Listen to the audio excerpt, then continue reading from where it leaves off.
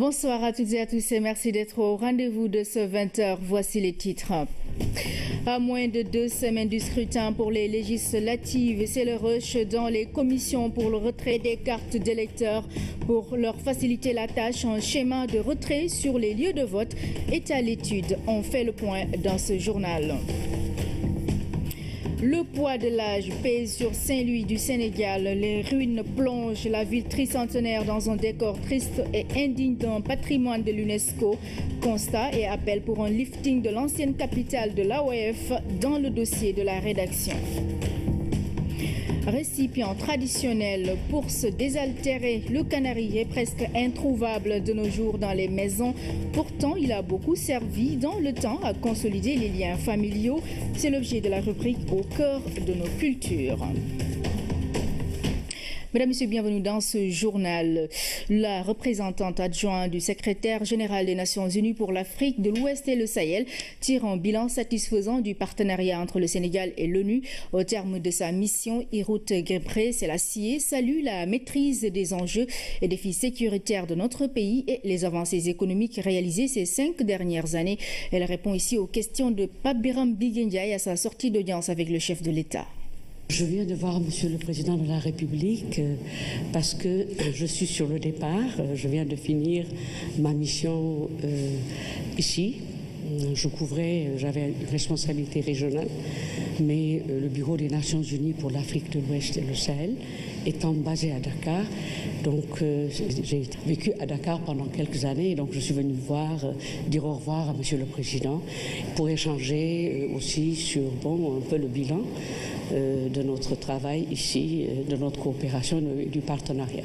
Je peux dire que cette partie, nous sommes dans une région de l'Afrique où la plupart des pays de la région sont confrontés à beaucoup de menaces sécuritaires et je me félicite de voir que le Sénégal n'en fait pas partie. Je veux dire que le Sénégal maîtrise la situation sécuritaire et nous espérons que ça va être le cas dans l'avenir. Mais il ne faut pas oublier que c'est quand même un défi qu'il faut attendre toujours assidûment. Nous voyons qu'il y a beaucoup de projets qui se développent au niveau du Sénégal, surtout pour l'autonomisation des jeunes, l'encouragement à des investissements étrangers, la création de parcs industriels, tout ça aidera beaucoup. Un défi majeur que je considère, c'est l'emploi des jeunes et donc une perspective d'avenir pour les jeunes. Et le Sénégal est en train d'y travailler. Et donc voilà, on ne peut qu'encourager les efforts qui sont là. Et puis l'Espagne réaffirme son soutien à la politique économique du président Macky Sall, un engagement à travers notamment des investissements dans le secteur de l'agriculture. À cet effet, l'ambassadeur d'Espagne à Dakar s'est entretenu avec le chef de l'État. Nous écoutons donc son Excellence à sa sortie d'audience au micro de Pape Biram Biguendiaï. C'était une opportunité pour faire le tour d'horizon des rapports bilatéraux entre les deux pays qui sont excellents dans plusieurs domaines. La coopération dans le secteur agricole, entre le ministère de l'Intérieur, entre les forces armées, le secteur culturel. Et on a aussi remarqué quelle est la situation à l'égard du climat d'affaires pour rendre plus facile les investissements espagnols au Sénégal. Il y a des entreprises espagnoles qui sont déjà présentes au Sénégal dans le secteur minier et on attend de nouveaux investissements dans ce secteur-là. Et on pourrait envisager d'autres investissements dans le secteur agricole aussi. Depuis quelques années, le Sénégal est regardé en tant qu'un pays avec lequel on peut travailler, on peut faire des investissements. Donc on entend d'autres opérations qui sont en train d'être préparées et on espère qu'on aura des nouvelles à cet égard dans les prochains mois. Depuis le début du plan Sénégal émergent, notamment dans le secteur agricole, beaucoup de Sénégalais ont entendu parler du projet des fermes Natangué. C'est un projet appuyé depuis son début par la coopération espagnole. Et aussi, on appuie la gouvernance au niveau local, surtout le renforcement des capacités institutionnelles au niveau des collectivités locales, des agences de développement régional, et surtout dans les deux régions prioritaires pour la coopération espagnole, la région naturelle de la Casamance et la région de Matam et le département de Podor. Je le disais en titre, Saint-Louis, après 300 ans d'existence, croule sous le poids de l'âge. Les ruines plongent la ville dans un décor triste et indigne de l'ancienne capitale de l'Afrique occidentale française. Patrimoine de l'UNESCO en péril, c'est son dossier signé Youssouf Kaba. Pont Faidherbe, l'identité de la ville de Saint-Louis, première capitale du Sénégal et de l'Afrique de l'Ouest francophone. L'île connue pour sa splendeur, sa douceur, son hospitalité et surtout son architecture imposait l'admiration. Ces caractéristiques propres à la ville tricentenaire se conjuguent désormais au passé. Depuis quelques décennies, la capitale du Nord est confrontée à une dégradation très avancée. Ça fait extrêmement mal. Parce qu'en fait, Saint-Louis, nous portons la ville dans tous les cœurs. Chaque coin de rue, chaque bâtiment a son histoire. Une histoire fondée sur des valeurs bien saint-louisiennes, des valeurs qui s'effritent au jour le jour au gré de la dégradation des bâtisses. Ces bâtiments qui datent presque d'un siècle, qui tombent en ruine, certains Saint-Louisiens en ont une part de responsabilité grandiose, puisqu'ils sont des héritiers légitimes. Le transfert de la capitale à Dakar, l'île classée patrimoine de l'UNESCO, sont également autant d'arguments avancés pour justifier l'état actuel de la ville. Je suis né ici, j'ai 76 ans. Ce que les colons nous ont laissé, rien n'a changé.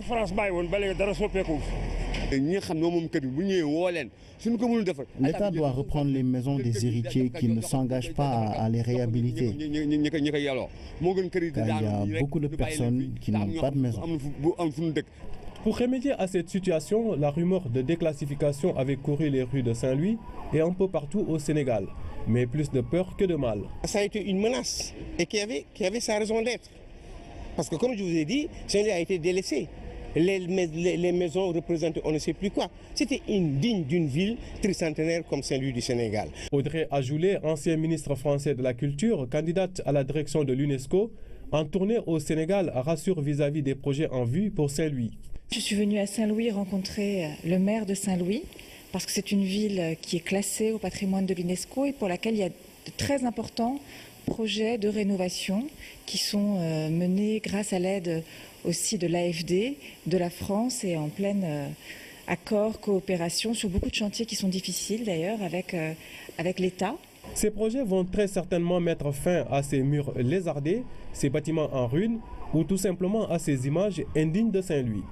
C'est un réconfort pour nous, c'est des encouragements pour que dans cette dynamique-là, Saint-Louis puisse demeurer en tout cas patrimoine mondial de l'UNESCO.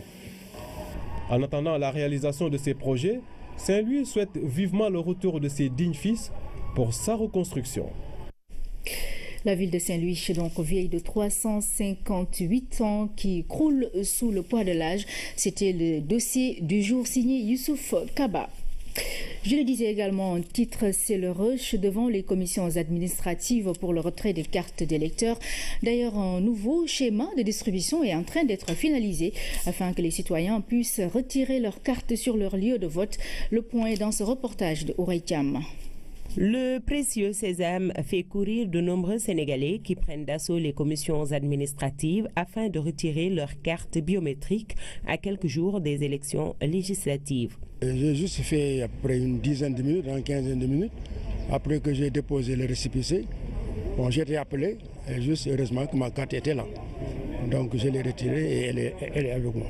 Pour le moment, 5 millions de cartes sont déjà produites, mais avec ce rush, le retrait devient souvent un véritable casse-tête parce que les électeurs ne parviennent pas à identifier leur lieu de retrait ou ne parviennent pas à mettre la main sur certaines cartes. Aboubakri Cham, allez à la préfecture. Moi, depuis le 26 11e mois 2016, j'ai déposé ma carte d'identité pour avoir le nouveau. Mais je n'ai pas eu la chance d'avoir. Et j'ai fait la navette à plusieurs reprises, mais je n'arrive pas à avoir mon carte d'identité. Les dernières cartes nous viennent sans boîte. Maintenant, pour mesure de prudence, le préfet a réceptionné les cartes pour pouvoir les donner. Maintenant, les cartes que nous avons, ce sont des cartes qui sont dans des boîtes 1900, 2000, voilà. Maintenant, s'ils ne sont pas dans les boîtes et que dans notre base de données, la carte n'y est pas, éventuellement, la carte doit être à la préfecture. Avec la compétence nationale lors des inscriptions, il y a confusion. Souvent, les électeurs n'arrivent pas à retrouver leur carte parce que tout simplement, ils ne se rendent pas au lieu où se trouve la carte d'identité. Pourtant, c'est très simple. Le lieu d'inscription est le lieu de retrait de la carte. Le schéma aujourd'hui, c'est que chaque Sénégalais puisse retourner là où il s'était fait enrôler pour y récupérer sa carte d'électeur. C'est ce schéma-là qui est toujours retenu, mais ce schéma sera évolutif parce que c'est un schéma qui était un schéma de départ. Donc aujourd'hui, comme j'ai dit, il va falloir rendre les cartes plus proches, n'est-ce pas, de leurs bénéficiaires.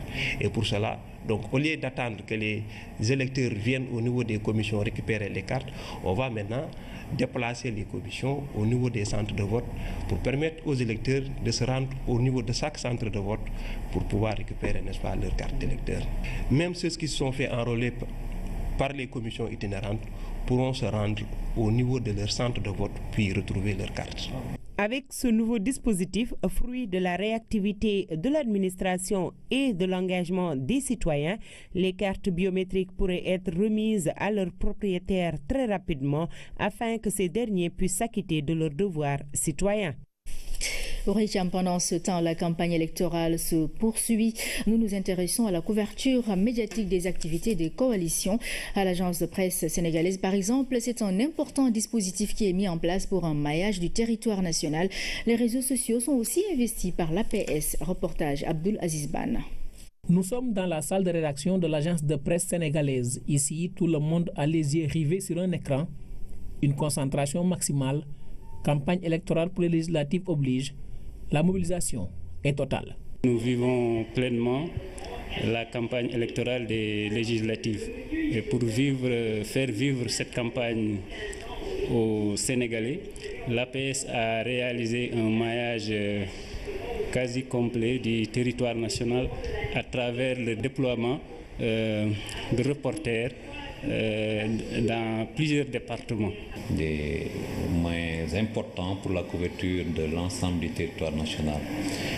Remonter les informations au niveau des activités de l'ensemble des acteurs politiques et têtes de liste sur l'ensemble du territoire national pour les porter à la connaissance de l'opinion via l'agence de presse sénégalaise.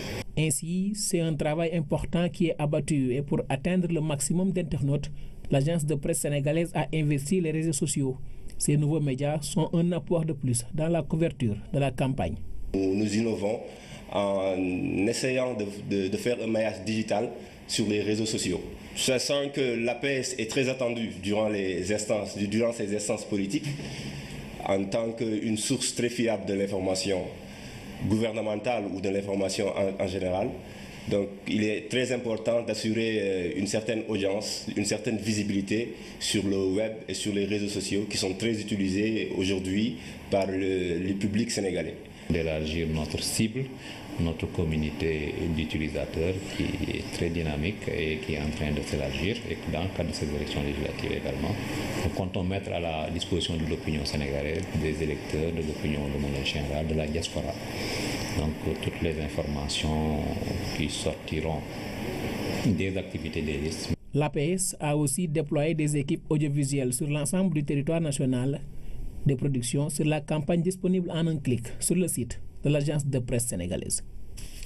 Voilà pour le reportage du jour consacré à la campagne électorale. Et puis le ministère de l'Hydraulique et de l'Assainissement a un vaste programme de renforcement de l'approvisionnement en eau potable des quartiers des parcelles assainies. Plusieurs forages seront réalisés pour augmenter la ressource en eau dans ces localités. Un programme d'urgence est mis en place en partenariat avec la SONES. Les travaux de réalisation de 2 forages pour les parcelles assainies ont été lancés ce matin. Awandia nous fait le point. Le déficit de production d'eau ainsi que les problèmes structurels de distribution impactent certains quartiers de Dakar. Des mesures urgentes vont être réalisées pour renforcer la production. L'installation de ce forage sur la VDN permettra de régler définitivement ces problèmes au niveau des parcelles assainies et de la Padoue. Les populations sont confrontées à un déficit assez important. L'hydraulique, le ministère de l'Hydraulique a décidé de faire un certain nombre de forages. Je pense qu'il y a 2 forages. Il y a quelques semaines, le ministre Mansour Faye était là. Et aujourd'hui, la combinaison et la conjugaison de ces efforts, cette synergie, a permis de mettre en œuvre la vision du président Macky Sall, c'est-à-dire de soulager les populations au plus vite. Et je peux dire dans un mois et demi, 2 mois disons, au plus tard, les populations des parcelles de la Padoue, plus précisément les populations des unités 26 à 12, ces populations n'auront plus de difficultés en termes d'approvisionnement en eau. La SONES a entrepris un vaste programme d'urgence. 600 millions, c'est 2 forages, plus les conduites. Il y a aussi une canalisation à poser. Bon là, c'est à peu près 600 millions globalement. Le président Macky Sall nous a demandé d'aller sur le terrain et de trouver des éléments de réponse à lui proposer aux préoccupations des populations. Et aujourd'hui, la question de l'eau est une question importante à Dakar. La question de l'assainissement est aussi une question importante. S'agissant de la question de l'eau, les moyens sont disponibles pour soulager les populations de manière durable. Augmenter la ressource en eau par la réalisation de ce nouveau forage permettra d'avoir un niveau supplémentaire en débit.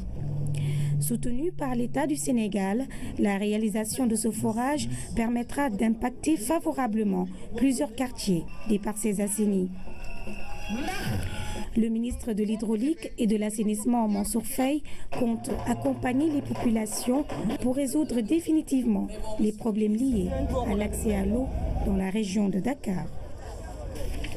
Santé, 1300 enfants atteints de sida sont sous ARV au Sénégal. Le traitement est gratuit, mais il faut une bonne alimentation. La restitution d'une étude de l'IRD menée dans cette région a permis de mesurer les impacts positifs de la récupération nutritionnelle appuyée par les partenaires au développement, nous dit Oumar Diaw. Dans la prise en charge du sida, les médicaments seuls ne suffisent pas pour obtenir des résultats probants. Une alimentation en quantité et en qualité semble indispensable, surtout chez les enfants. On s'est rendu compte qu'en accompagnant les enfants, à travers les enfants qui sont malnutris, on pouvait effectivement avoir des résultats plus significatifs dans le cadre de la prise en charge. Ce travail scientifique mené par une équipe de l'IRD, l'Institut de recherche et développement, a démontré qu'il était possible de travailler cette région du nord, du centre et du sud avec comme objectif la récupération nutritionnelle. On a réussi à finalement récupérer nutritionnellement ces enfants. On est à 73% de succès, ce qui est tout à fait satisfaisant quand on se compare à d'autres initiatives qui ont pu être menées ailleurs en Afrique dans d'autres populations. Cette intervention a permis de noter une prise pondérale, une croissance et une correction des carences en micronutriments chez les enfants ciblés. Le regard d'un enfant qui déjà infecté par le VIH/SIDA à la tristesse a pu retrouver le sourire. Et ça, c'est encourageant. C'est une première étude encourageante et édifiante dans un contexte de raréfaction des ressources et où il faut imaginer des stratégies innovantes. Les moyens, il faut les chercher. Il faut aussi mettre en place des partenariats pour que ça ne coûte pas cher et que les stratégies mises en place soient pérennes. Quelques 1300 enfants sont sous ARV au Sénégal. Combattre chez eux les carences nutritionnelles est un plus qui leur permettra de se sentir beaucoup mieux. Et puis la deuxième promotion des ASP est officiellement installée à Kaolack. Plus de 300 assistants qui vont appuyer l'administration territoriale, les collectivités locales et les cités religieuses de Medina Baye et de Léona Niassène. En tournée d'installation, le directeur général de l'agence a rencontré les familles religieuses pour mettre à leur disposition des ASP. Hamidi Diop. C'est dans une région où les ASP ont déjà pris leur marque que la délégation est arrivée. Kaolack accueille dans presque toutes ces structures des assistants à la sécurité de proximité. Avec le renfort venu de cette deuxième promotion, c'est l'administration territoriale qui applaudit. Depuis le début des inscriptions au niveau des listes électorales, les ASP, c'est-à-dire, ont toujours participé.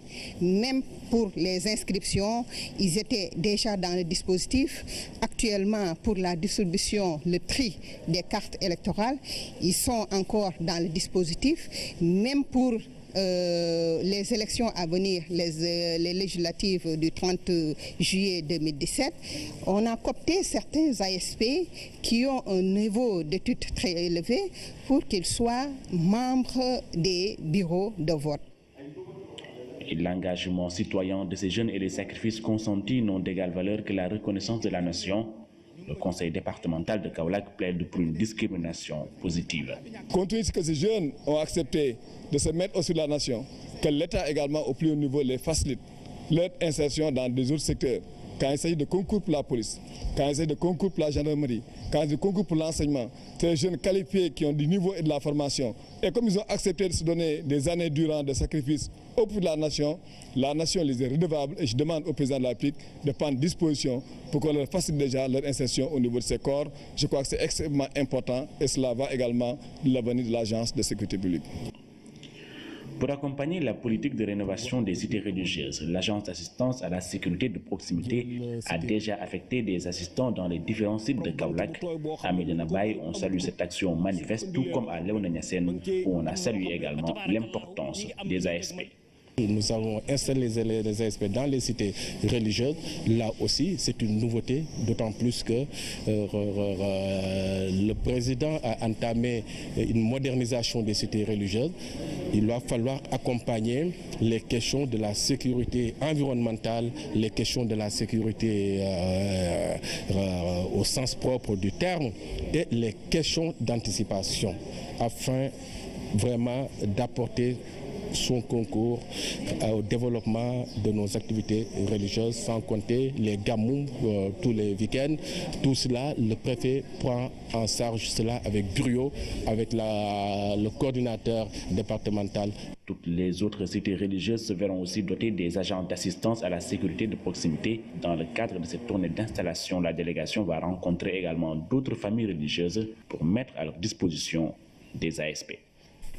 Nous restons avec les religieux pour parler de la communauté mouride qui célèbre ce mardi la naissance du troisième khalife des mourides, Serigne Abdou Lahad Mbacké. Il a beaucoup œuvré pour le rayonnement de la tariqa durant son califat.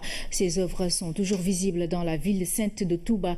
De 1968 à 1989, il s'est entièrement consacré à entretenir le legs de son père Serigne Touba Khadimou Rassoul. Son portrait, c'est avec Pape Bouna Thiaw. Troisième khalife de Serigne Touba Khadimou Rassoul, Serigne Abdou Lahad Mbacké a vu le jour en 1914 à Diourbel. Il a très tôt assimilé le Saint-Coran et les sciences religieuses sous la direction de son oncle Serigne Amsatou Diakhaté, frère de sa vénérée mère Sohna Mariama Diakhaté. Cheikh Abdou Lahad mooy kan mooy yaakaari Cheikhul Khadim di nga xam ne kat ba mu feeñee jamono la woo ay mag ne na ngeen ma ñaanal gan gi ndax dama am ci moom yaakaar. Cheikh Abdou Lahad Mbacké avait suscité beaucoup d'espoir chez son vénéré père Serigne Touba, et cela depuis le jour de sa naissance. Il avait prié pour qu'aucun de ses frères ne quitte ce bas monde. Sous son magistère, il s'occupait beaucoup de ses frères et de ses sœurs. ba ñu fi toogee benn doomu Serigne Touba bu góor wàccut liggéey loolu kon ci ak dogoom ak passefam. Discret, effacé, Serigne Abdou Lahad Mbacké, affectueusement appelé Baylat, était aussi un homme vertueux, rigoureux et véridique. Serigne Abdou Lahad mooy ki jëlee Touba ak lu aju Touba lépp lu ay caaxaan. C'est Serigne Abdou Lahad qui avait interdit toute activité délictuelle à Touba, la cigarette, l'alcool, la drogue, entre autres mondanités. Durant son khilafa de 1968 à 1989, il a beaucoup œuvré pour le rayonnement du mouridisme. Grand bâtisseur, il a entrepris beaucoup de chantiers dans la ville sainte à travers la réalisation de plusieurs infrastructures, comme l'avait souhaité son vénéré père, Cheikh Ahmadou Bamba. Il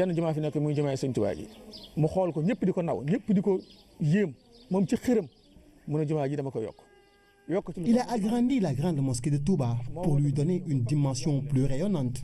Il a réhabilité le mausolée de Khadim Rassoul ainsi que la bibliothèque Cheikhoul Khadim à coups de millions pour élever le niveau de la science islamique à Touba.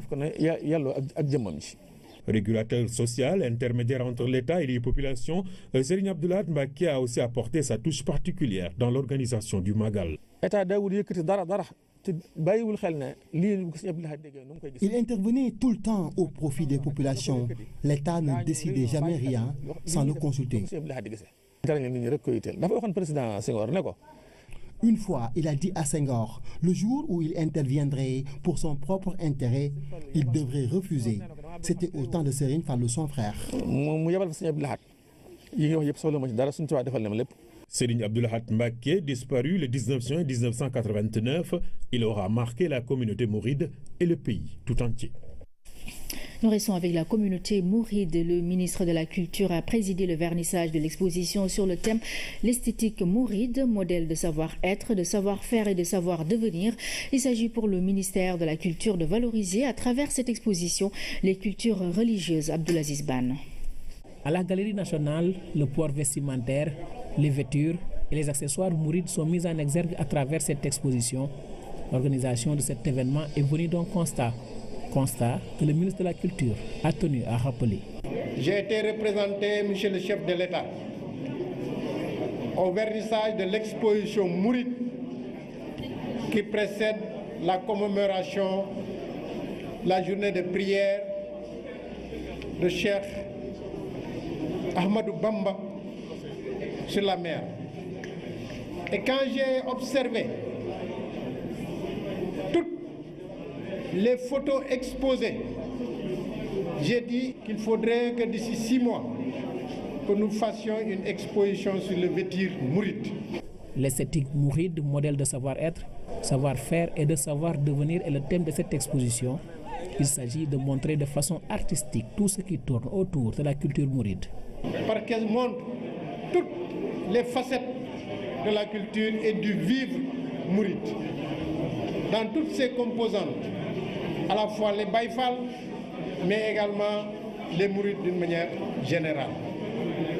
Je voudrais, au nom du chef de l'État, protecteur des arts et lettres, remercier l'ensemble des organisateurs, mais inviter toute la population mouride, mais également toute la population sénégalaise à venir visiter ces chefs-d'œuvre.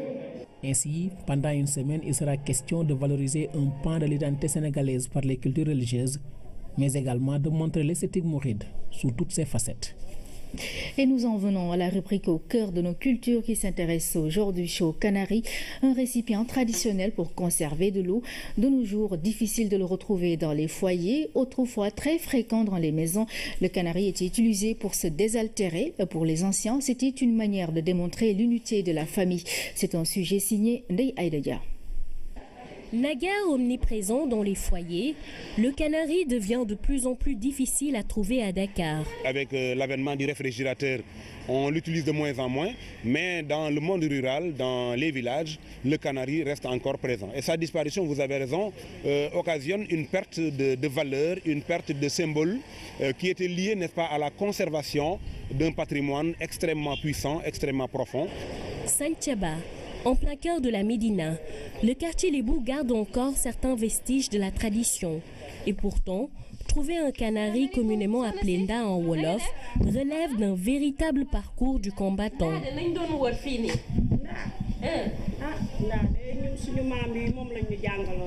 Avoir un canari chez soi est une vieille tradition de grand-mère.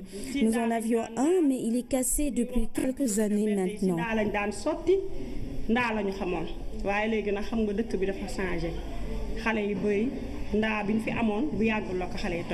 Enfin, un canari chez les Diagne, l'ustensile est plus âgé que notre interlocutrice. Je suis née dans les années 60 et j'ai trouvé le canari ici. C'était le canari de mon père. C'est pourquoi nous le conservons soigneusement. Ici, viennent boire les enfants du quartier. Cela en a toujours été ainsi depuis plusieurs dizaines d'années. C'était fait à 200 pour affermir les liens.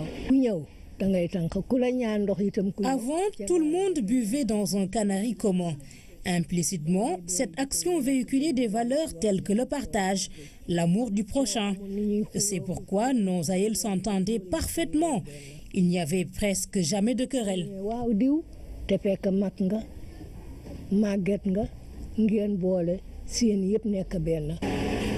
Pape n'avait plus bu une eau provenant d'un canari depuis son arrivée à Dakar il y a plusieurs années, mais il garde souvenir d'une eau agréable à boire. L'eau provenant d'un canari a un goût particulier, difficile à décrire. C'est de l'eau très agréable à boire. En l'absence de réfrigérateur, les canaris permettaient de garder l'eau fraîche. Au-delà de sa fonction alimentaire, le canari était utilisé comme réservoir d'eau et on pouvait reconnaître différentes sortes de canaris dans une maison. L'ustensile a également une fonction mystique. Les petits canaris, communément appelés nyak, servent de réceptacle pour les offrandes chez les Lébous. Autre utilisation à l'occasion des séances de lutte. Avant qu'on ne siffle le combat, dans le combat de lutte entre les deux lutteurs, je crois qu'on aperçoit souvent un lutteur qui casse par exemple un canari. C'est une certaine façon de se protéger et de voir que tout ce qu'on avait fait sur vous de nocif disparaît. Que ce soit pour se purifier ou pour les soins du nouveau-né en Afrique, l'usage du canari recèle des secrets parfois jalousement gardés. Sa forme arrondie révèle l'attachement de l'Afrique à la vie en communauté. L'ustensile est fabriqué avec de la boue pure. Aujourd'hui, les canaris sont presque introuvables à Dakar. Du fait de la modernité, ils disparaissent progressivement, emportant des connaissances parfois enfouies au fond des canaris. Voilà pour la rubrique au cœur de nos cultures qui revient à mardi prochain. Ainsi se referme cette édition. Mesdames, Messieurs, merci à vous de l'avoir suivi. Et très bonne soirée sur la RT 100 à 21h. Retrouvez chez la deuxième tranche du journal de la campagne électorale.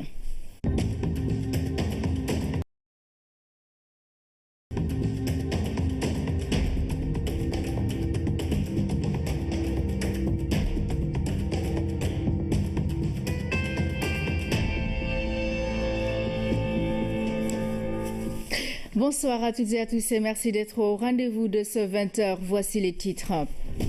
À moins de 2 semaines du scrutin pour les législatives, c'est le rush dans les commissions pour le retrait des cartes d'électeurs. Pour leur faciliter la tâche, un schéma de retrait sur les lieux de vote est à l'étude. On fait le point dans ce journal. Le poids de l'âge pèse sur Saint-Louis du Sénégal. Les ruines plongent la ville tricentenaire dans un décor triste et indigne d'un patrimoine de l'UNESCO. Constat et appel pour un lifting de l'ancienne capitale de l'AOF dans le dossier de la rédaction. Récipient traditionnel pour se désaltérer, le canari est presque introuvable de nos jours dans les maisons. Pourtant, il a beaucoup servi dans le temps à consolider les liens familiaux. C'est l'objet de la rubrique au cœur de nos cultures. Mesdames, Messieurs, bienvenue dans ce journal. La représentante adjointe du secrétaire général des Nations Unies pour l'Afrique de l'Ouest et le Sahel tire un bilan satisfaisant du partenariat entre le Sénégal et l'ONU. Au terme de sa mission, Hirout Gebrselassie salue la maîtrise des enjeux et défis sécuritaires de notre pays et les avancées économiques réalisées ces 5 dernières années. Elle répond ici aux questions de Pape Biram Biguendiaï à sa sortie d'audience avec le chef de l'État. Je viens de voir Monsieur le Président de la République parce que je suis sur le départ. Je viens de finir ma mission ici.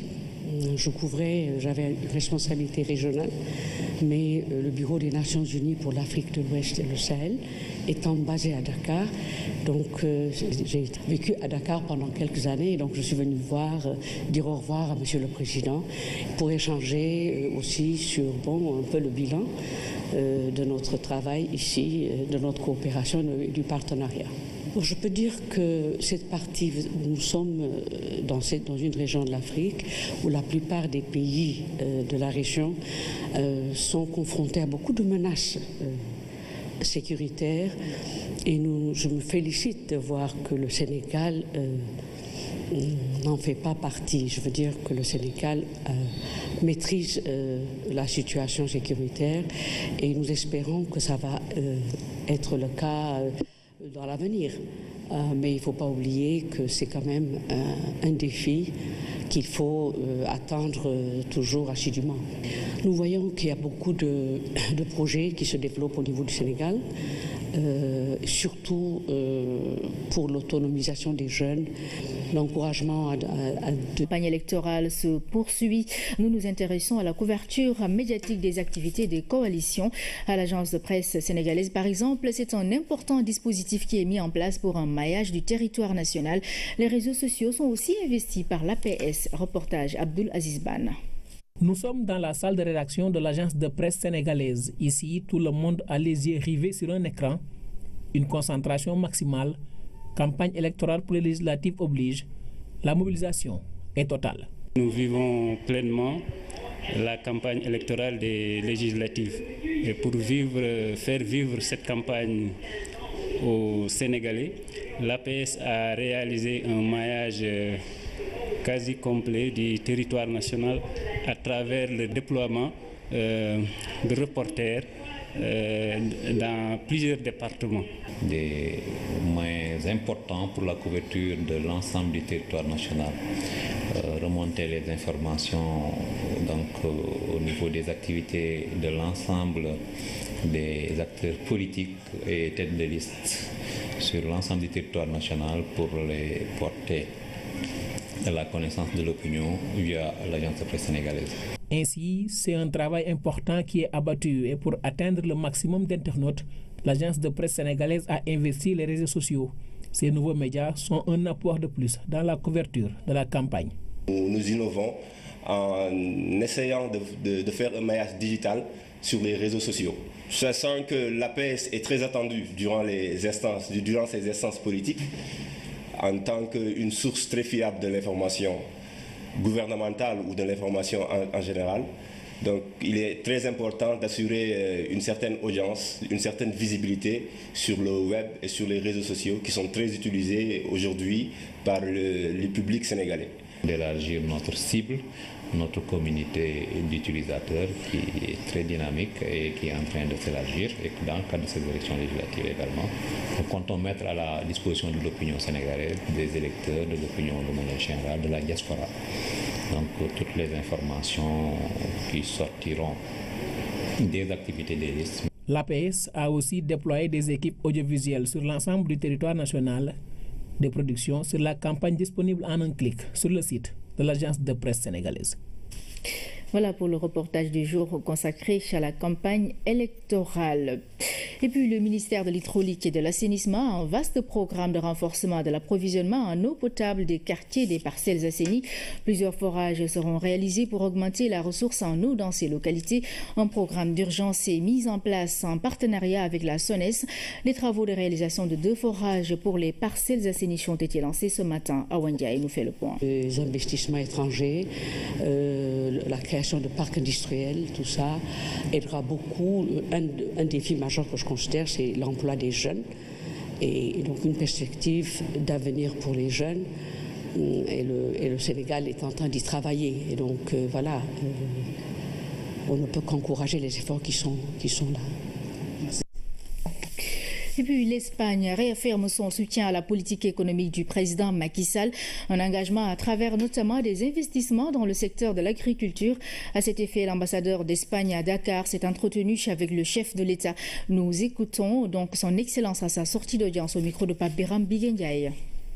C'était une opportunité pour faire le tour d'horizon des rapports bilatéraux entre les deux pays qui sont excellents dans plusieurs domaines. La coopération dans le secteur agricole, entre le ministère de l'Intérieur, entre les forces armées, le secteur culturel. Et on a aussi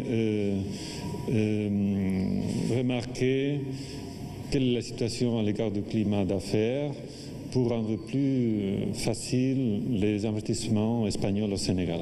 Il y a des entreprises espagnoles qui sont déjà présentes au Sénégal dans le secteur minier et on attend de nouveaux investissements dans ce secteur-là. Et on pourrait envisager d'autres investissements dans le secteur agricole aussi.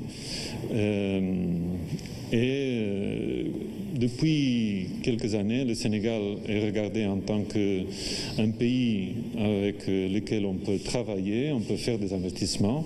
Donc on attend d'autres opérations qui sont en train d'être préparées et on espère qu'on aura des nouvelles à cet égard dans les prochains mois.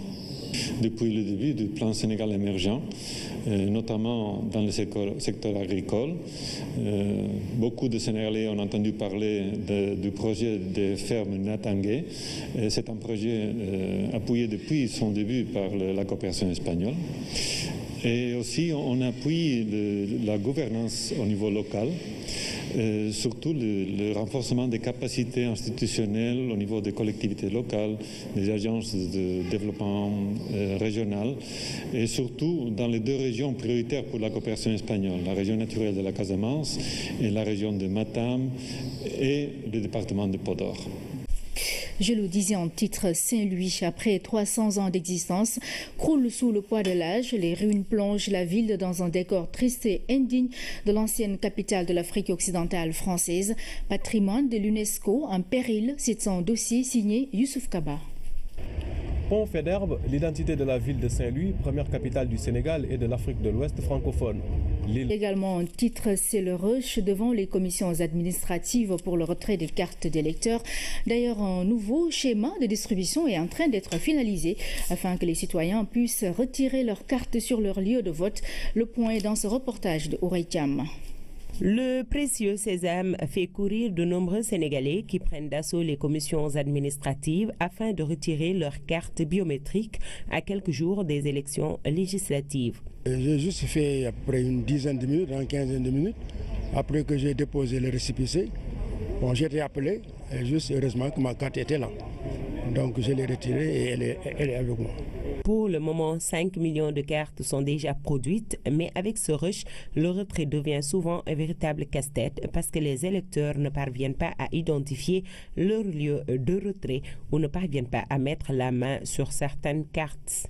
Aboubakri Cham, allez à la préfecture. Moi, depuis le 26 11e mois 2016, j'ai déposé ma carte d'identité pour avoir le nouveau. Mais je n'ai pas eu la chance d'avoir.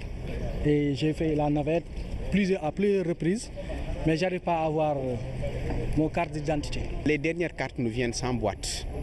Maintenant, pour mesure de prudence, le préfet a réceptionné les cartes pour pouvoir les donner. Maintenant, les cartes que nous avons, ce sont des cartes qui sont dans des boîtes 1900, 2000, voilà. Maintenant, s'ils ne sont pas dans les boîtes et que dans notre base de données, la carte n'y est pas, éventuellement, la carte doit être à la préfecture. Avec la compétence nationale lors des inscriptions, il y a confusion. Souvent, les électeurs n'arrivent pas à retrouver leur carte parce que tout simplement, ils ne se rendent pas au lieu où se trouve la carte d'identité. Pourtant, c'est très simple. Le lieu d'inscription est le lieu de retrait de la carte. Le schéma aujourd'hui, c'est que chaque Sénégalais puisse retourner là où il s'était fait enrôler pour y récupérer sa carte d'électeur. C'est ce schéma-là qui est toujours retenu, mais ce schéma sera évolutif parce que c'est un schéma qui était un schéma de départ. Donc aujourd'hui, comme j'ai dit, il va falloir rendre les cartes plus proches, n'est-ce pas, de leurs bénéficiaires. Et pour cela, donc, au lieu d'attendre que les électeurs viennent au niveau des commissions récupérer les cartes, on va maintenant déplacer les commissions au niveau des centres de vote pour permettre aux électeurs de se rendre au niveau de chaque centre de vote pour pouvoir récupérer, n'est-ce pas, leur carte d'électeur. Même ceux qui se sont fait enrôler par les commissions itinérantes pourront se rendre au niveau de leur centre de vote puis retrouver leur carte. Avec ce nouveau dispositif, fruit de la réactivité de l'administration et de l'engagement des citoyens, les cartes biométriques pourraient être remises à leurs propriétaires très rapidement afin que ces derniers puissent s'acquitter de leurs devoirs citoyens. Pendant ce temps, la campagne connue pour sa splendeur, sa douceur, son hospitalité et surtout son architecture, imposait l'admiration. Ces caractéristiques propres à la ville tricentenaire se conjuguent désormais au passé. Depuis quelques décennies, la capitale du Nord est confrontée à une dégradation très avancée. Ça fait extrêmement mal. Parce qu'en fait, Saint-Louis, nous portons la ville dans tous les cœurs. Chaque coin de rue, chaque bâtiment a son histoire. Une histoire fondée sur des valeurs bien saint-louisiennes, des valeurs qui s'effritent au jour le jour au gré de la dégradation des bâtisses. Ces bâtiments qui datent presque d'un siècle, qui tombent en ruine, certains Saint-Louisiens en ont une part de responsabilité grandiose, puisqu'ils sont des héritiers légitimes. Le transfert de la capitale à Dakar, l'île classée patrimoine de l'UNESCO, sont également autant d'arguments avancés pour justifier l'état actuel de la ville. Je suis né ici, j'ai 76 ans. Ce que les colons nous ont laissé, rien n'a changé.